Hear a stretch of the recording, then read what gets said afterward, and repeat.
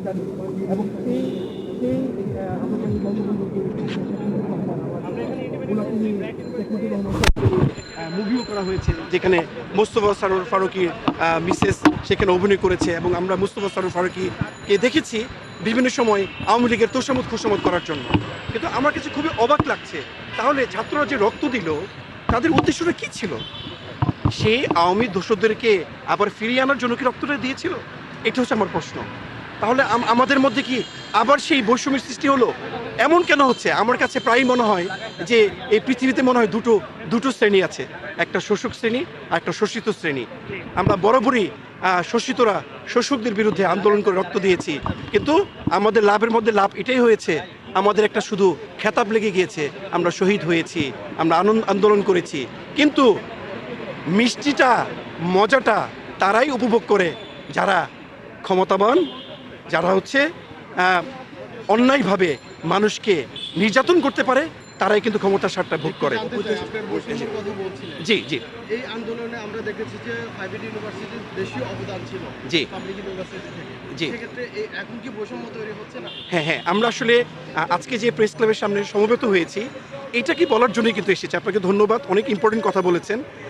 আমি একটা কথা আমি আজকেও আমার বক্তব্যের মধ্যে বলেছি যে বৈষম্য বা ডিসক্রিমিনেশনটা কি। আমরা এটা বলছি না আমরা প্রাইভেট ভার্সিটির ছাত্রদেরকে আমরা ঢাকা ভার্সিটির ছাত্র বানাতে পারবো না। আমরা এটা বলছি না যে একটা লোক তার ডাক্তার হওয়ার যোগ্যতা নাই কিন্তু আমরা তাকে ডাক্তার করতে বলছি, নট লাইক দ্যাট।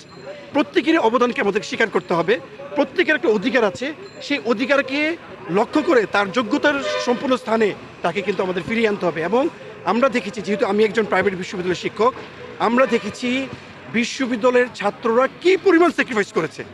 এবং আমি আমার শিক্ষকতার জীবনে আমরা কখনো এই কথা দেখিনি।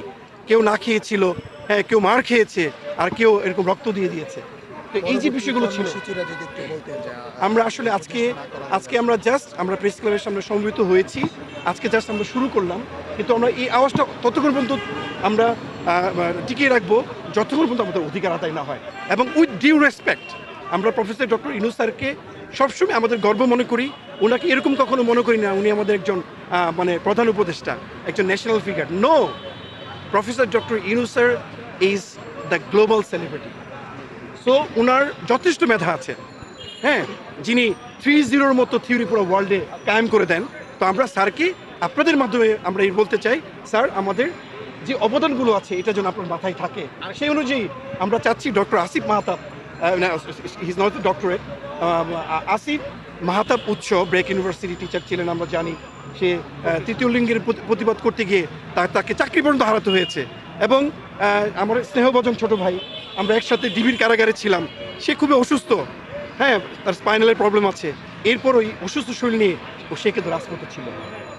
আপনি আরেকটা বিষয় জি, যে আমরা আসিফ মাহতাব ভাইকে দেখেছি যে জি বিভিন্নভাবে নির্যাতিত হয়েছে, জি, উনি বিভিন্নভাবে লাঞ্ছনা শিকার হয়েছে। জি, উপদেষ্টা মন্ডলীতে মোস্তফা সরোয়ার ফারুকী 2-3টা পোস্টে দিয়ে কিন্তু উপদেষ্টা হয়ে গেছে। জি, বিষয়টা আপনারা কিভাবে দেখছেন? আসলে এটা আমাদের কাছে মানে ভীষণ রকম মানে দুঃখ লাগছে। যখন আমরা ছবিগুলো দেখছিলাম ফেসবুকে, আমাদের মানে যারা আমরা এই দেশকে ফেসিবাদ মুক্ত নতুন করে স্বাধীন করেছি, আমাদের প্রত্যেকের অন্তরের রক্তক্ষরণের সৃষ্টি হয়েছে। এটা আমরা কোনোভাবে মেনে নিতে পারছি না। আসলে আমরা আওয়ামী লীগের কোনো দোসরকে আমরা পুনরায় আমরা দেখতে চাই না। আমরা চাই প্রকৃত অর্থে যারা এই নতুন স্বাধীনতার জন্য ফ্যাসিস্ট হাসিনাকে বিদায় করার জন্য যারা সত্যিকার অর্থে কষ্ট করেছেন, পরিশ্রম করেছেন, তাদেরকে দিয়ে উপদেষ্টা মণ্ডলীতে তাদের আসা উচিত। আমরা জোর দাবি জানাচ্ছি মোস্তফা সরোয়ার ফারুকী সংস্কৃতি মন্ত্রণালয় থেকে তাকে যেন অব্যাহতি দেওয়া হয় এবং আসিফ মাহতাব উৎসকে গুরুত্বপূর্ণ একটা জায়গায় তাকে যেন রাখা হয়। আমার নাম হচ্ছে প্রফেসর ডক্টর জাফর সিদ্দিকী, আমি এশিয়ান ইউনিভার্সিটি অফ বাংলাদেশে আমি এক্সাম ফ্যাকাল্টি হিসেবে আছি।